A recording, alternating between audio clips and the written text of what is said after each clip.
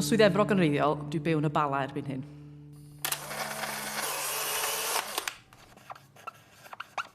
Cas Meurig.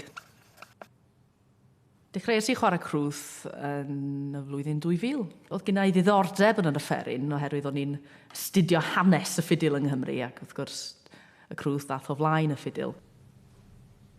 Fferin canoloesol ydy'r crwth ac mae o'n debyg i'r bagbib a'r hyrdy-gyrdy ac offrynna felly o ran mae yna drôn a mae yna harmonia ynddi a fedrwch chi ddim osgoi rheina gan bod chi chwarae'r chwethant yr un pryd.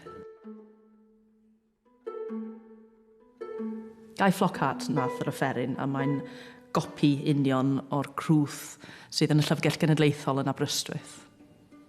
I fi mae'n offeryn modern. I fi mae'n offeryn dwi'n chwarae rwan. Ac sgynna ddim diddordeb ail-greu beth oedden nhw'n wneud yn y canol oesoedd. Yr hyn dwi'n wneud ydy'r hyn sydd yn fy mhlesio i.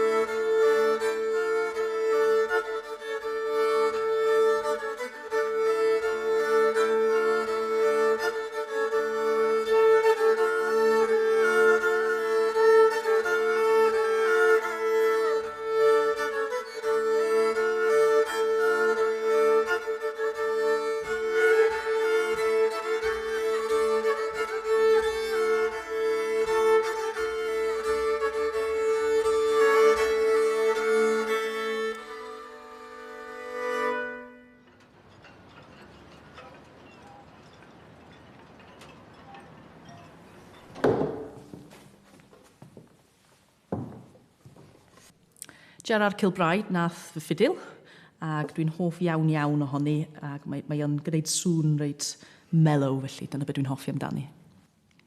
Enw'r alaw gyntaf dwi'n chwarae ar y ffidil ydy y galomen, ac yna dwi'n chwarae alaw sydd yn gorfoleddu yn yr enw. Mae gen i rhywbeth arall i'w neithir, ac ar ôl hynna, pib ddawns pen rhos.